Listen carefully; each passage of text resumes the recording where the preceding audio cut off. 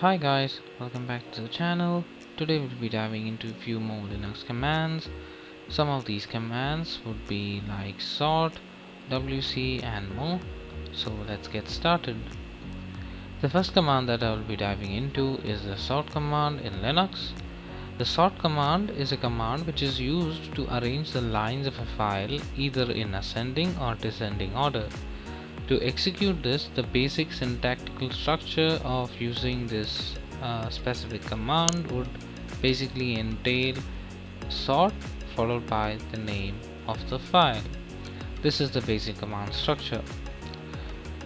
Let's say we are trying to sort a file in an alphabetical order, and here we have a few files which are already there, and let's try to peek a little bit into the contents of each of these files.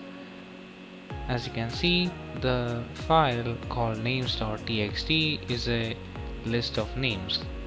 Let's say I want to alphabetically order or sort the contents of this file. To do so, I would basically follow this command structure, sort names.txt, and once I hit enter, you can see that the name list has been ordered in an alphabetical format, which was not the case before. Similarly, the sort command can be coupled with the reverse tag, which allows us to sort the files in a reverse order. To do so, you basically type sort -r followed by the name of the file. In this case, let us try to get the output of names.txt in a reverse order. So we would type sort -r followed by names.txt, and once I hit enter, you can see that the entire list has been outputted in a reverse manner, reverse alphabetical order. The sorting command also is useful when we are trying to work with numbers as well. So let's say I create a new file called numbers.txt, and let's just enter a few numbers. Let's say 100 to 50 or 30. Let's say 49, 70. Okay, and let's exit. Let's clear our workspace. So in order to sort these numbers, we can basically use the sort command followed by this unique tag called -n followed by the numbers.txt. Once I do that, you will see the contents being ordered in a numerical value, beginning with the lowest number at the first followed by the largest number at the bottom. Similarly, we can also use the sort command for the process of removing duplicates. So for this, you basically use another tag called -u. In this case, we have a file called fruits.txt, which basically has certain redundant terms present. To do so, in order to get an output which removes these duplicates, we basically use sort -u followed by the name of the text file. Once you hit enter, you would see that the repeated number values such as apple, which occurs twice, only appears once, and therefore we have effectively removed duplicates. The same goes for the term banana as well. Similarly, other uses also span when we are working with some CSV like files. Here obviously the CSV file has been saved as a text file, so you can see the data like this. Let's say we add, this is a bit incomplete, so let us add the age column. So let's say let's insert a new value called age, such as 24, 28, and let's say 22. Let's quit. Okay, so let's say we are trying to sort the employee.txt file based on age. So we are trying to sort this entire file based on age. Here we would see that our file, since we just modified, has 4 columns. One is the serial number, second is the name, third is the salary, and fourth column, which we just entered, is the age value. So we would specify something like this, followed by numerical order, followed by the name of the file. So what we have done here is that we are trying to sort the employee.txt file, the contents of employee.txt file, based in a numerical value associated with the age. So once you hit enter, you can see that the youngest employee appears on the top, followed by the oldest, and this goes on throughout the entire list. So yeah, this was pretty much about sort. To summarize, to sort a file, you basically perform sort file name. By default, it would sort the contents in an alphabetical manner if the contents are text. In order to basically output the entire content in a reverse order, you basically type sort -r followed by the name of the file. If you are looking to sort the contents of the file in a numerical manner, you basically perform sort -n followed by the name of the file.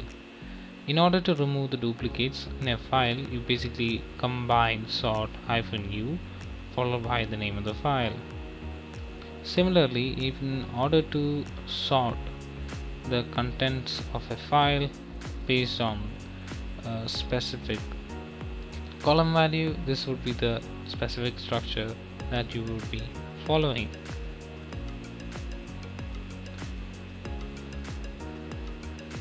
The next command that we will be diving into is cal. So in Linux, the cal command basically displays the calendar in the terminal. It is a simple way of checking the current month or the year without opening a separate file. The syntax structure basically follows cal, and once you hit enter, it displays the current month of the current year. Let's say we are interested in displaying or depicting the year of a specific year, so we can basically follow up this specific syntax structure, whereby which you specify the command followed by the year of your interest or choice. So once you hit enter, you can see that the entire calendar structure for the year 2027 has been displayed onto the terminal. You can again follow up with this similar pattern if you are looking to display a specific month from a specific year. Let's say we are only interested in looking up the month December for the year 2025. Yeah, so once you hit enter, you can see that the December month has been showcased in the terminal. You can also use the cal command in a way to change the format. If you wish to have a more compact output of the calendar, you can basically add n before the command cal, and once you hit enter, you would see that there is a much more compact view of the current month, which was not the case before. So yeah, that was the cal command. Moving on to the next command that we will be diving into is the command called whereis. The whereis command in Linux is utilized to locate binary source code as well as manual pages for specific commands which are already there in Linux. The syntax structure basically appears like whereis followed by the name of the command. In order to showcase the specific location for where the package related to the ls command is present, you would basically write whereis followed by ls, and once you hit enter, it would return you the path of the executable binary. So here you can see this is where this particular, there are two in our case there are two executable locations. One is the binary executable location, while the manual page of the same, which is indicated by the man or man, which is short for manual, basically has been stored at this specific location. We can also look up data associated with binary files. Let's say we are interested in looking up the binary files for Python. We basically look up the structure. We would basically specify -b followed by the name of the specific binary file associated file that we wish to look up. In this case, let's say we are trying to look into Python, so you would show it only showcases the path to the binaries. Here there are different libraries, which is the bin file where the executable is located, and so on. Similarly, you can also look up wherever the manual files are located in regards to specific commands. Let's say we want to look up the specific locations for the manuals associated with grep. Once you hit enter, you would see that the return file or the return output in the terminal only displays the location of man or manual pages. Similar, another use case is looking up the source code. So let's say we want to look up the source code for bash. In this case, it would return nothing if such a source code doesn't exist. Yeah, in this case you can see that there are no source code files if there is if an output appears like this. So yeah, in to summarize, if you want to look up specific locations, such as binary, source, or manual for a specific command, if it is this is usually done in order to determine if the specific version of a file or a package has been installed on Linux. So if you use something like whereis command, it will showcase all the locations such as binary, source, or manual for that specific command. Similarly, if you are interested in looking up the binaries, you basically couple it with -b, which obviously showcases only the binary file locations.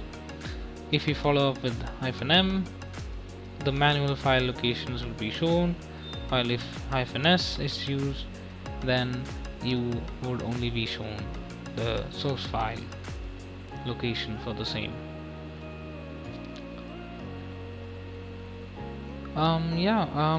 The next command, okay, one more thing that I would like to showcase before I move on is sometimes the whereis command might not work, so you might need to use this command, which is something called as which. If you type this, and let's compare this with whereis, you can see that the which command is concise, as it returns the same result as whereis. This is just a alternative for whereis, but the function is almost same. However, the outputs are far more concise. Moving on, the next command that I want to talk about is the wc command. The wc command is termed as the word count command in order to count the number of lines, words, or characters which are there in a file. The basic syntax structure basically looks like wc followed by the name of the file. This command, in short, gives you a output which contains information associated with the number of lines, the number of words, as well as the byte count as well. Let's say we have colors.txt, which I have in my present working directory. Let's say I want to count the number of lines, words and characters in this specific file. In order to do so, I would basically execute wc followed by the text file. Once you hit enter, it basically gives you an output which looks like this. So the first column basically refers to the number of lines, the second column basically refers to the number of words, while the third column basically refers to the number of characters in bytes, while the fourth column shows you the name of the text file. So you can see that this file basically contains 7 number of lines, 6 words, and 31 characters in total. Here since you can see that there is a obvious disparity within 7 and 6. If there are 7 lines and there are only 6 words, one line probably is a empty line. Similarly, if you want to get short and quick answers with regards to the number of lines with respect to some of the text data that we have here, you can, for example, let's say we only want to count the number of lines with respect to, let's say, numbers.txt. Once you hit enter, you would get an output which only shows the number of lines. This is pretty self-explanatory nature. Let's say if you want to look up the number of words in, let's say, employee.txt, once you hit enter, it will show only the number of words. You can also perform the process of only counting specific characters by tagging it with -m.